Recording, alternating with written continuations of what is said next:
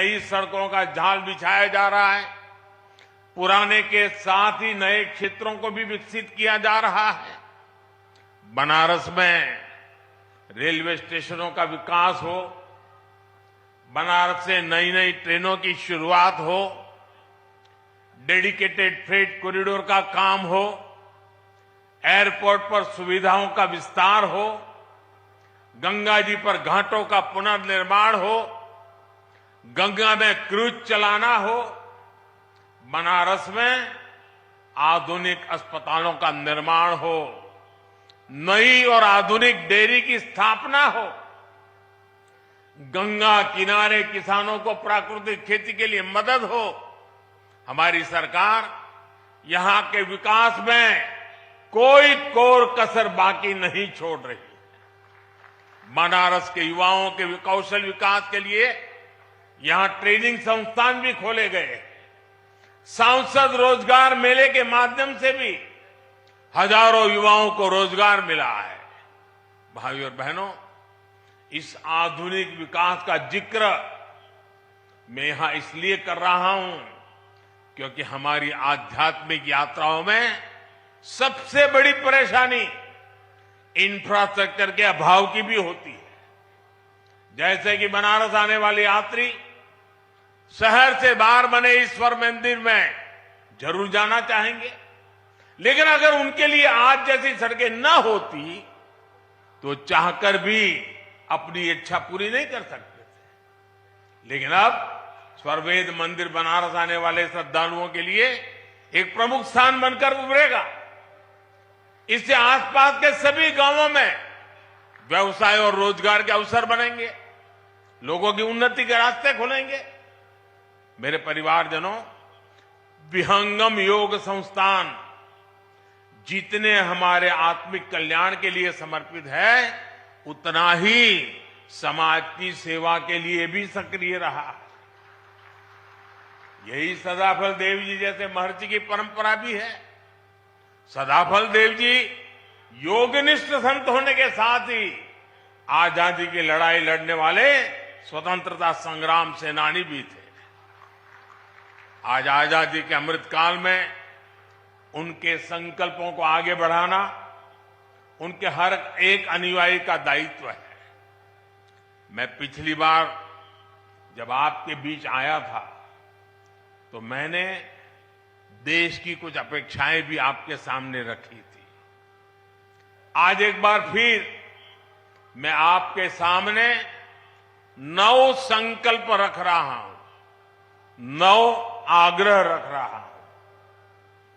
और अभी मुझे विज्ञान देव जी ने याद भी करवाया कि मैंने पिछली बार क्या कहा था। मेरा पहला आग्रह है, पानी की बूंद बूंद बचाइए और जल संरक्षण के लिए ज्यादा से ज्यादा लोगों को जागरूक करिए। दूसरा, गांव-गांव जाकर लोगों को डिजिटल लेन देन के प्रति जागरूक करिए, ऑनलाइन पेमेंट सिखाइए। तीसरा, अपने गांव, अपने मोहल्ले, अपने शहर को स्वच्छता में नंबर 1 बनाने के लिए काम करिए। चौथा, जितना हो सके आप लोकल को, स्थानीय प्रोडक्ट को प्रमोट कीजिए, मेड इन इंडिया प्रोडक्ट्स का ही इस्तेमाल करिए। पांचवा, जितना हो सके पहले अपने देश को देखिए, अपने देश में घूमिए, और अगर दूसरे देश जाना हो तो जब तक पूरा देश नहीं देख लेते, विदेशों में जाने का मन नहीं करना चाहिए। और मैं आजकल तो ये बड़े बड़े धन्ना सेठों को भी कहता रहता हूं कि विदेशों में जाकर के शादी क्यों कर रहे हो भाई? तो मैंने कहा, मेड इन इंडिया, इंडिया में शादी करो। मैं छठी बात कहता हूं, प्राकृतिक खेती के प्रति किसानों को ज्यादा से ज्यादा जागरूक करते रहिए। मैंने ये आग्रह पिछली बार भी आपसे किया था, फिर इसे दोहरा रहा हूं। ये धरती मां को बचाने के लिए बहुत जरूरी अभियान है। मेरा 7वां आग्रह है, मिलेट्स को, श्री अन्न को अपने रोजमर्रा के खाने के जीवन में शामिल करिए। इसका खूब प्रचार प्रसार कीजिए। सुपर फूड है। मेरा 8वां आग्रह है, फिटनेस।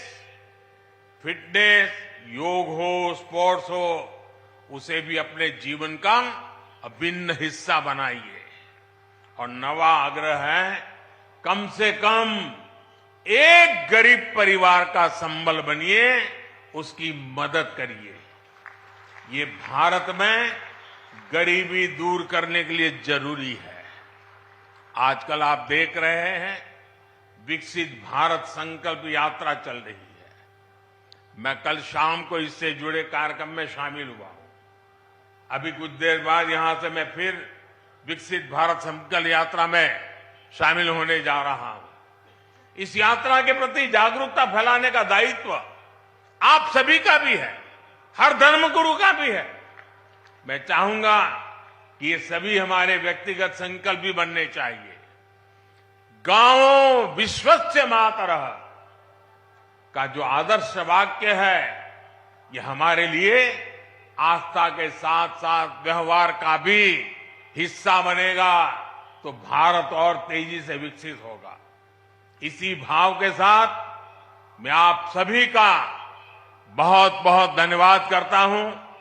और पूज्य संतों ने मुझे जो मान सम्मान दिया, मैं उनका भी हृदय से धन्यवाद करता हूं।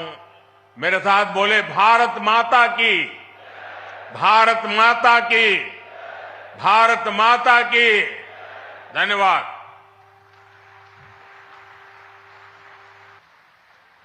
बहुत बहुत धन्यवाद माननीय, आपके प्रेरणादायी उद्बोधन के लिए।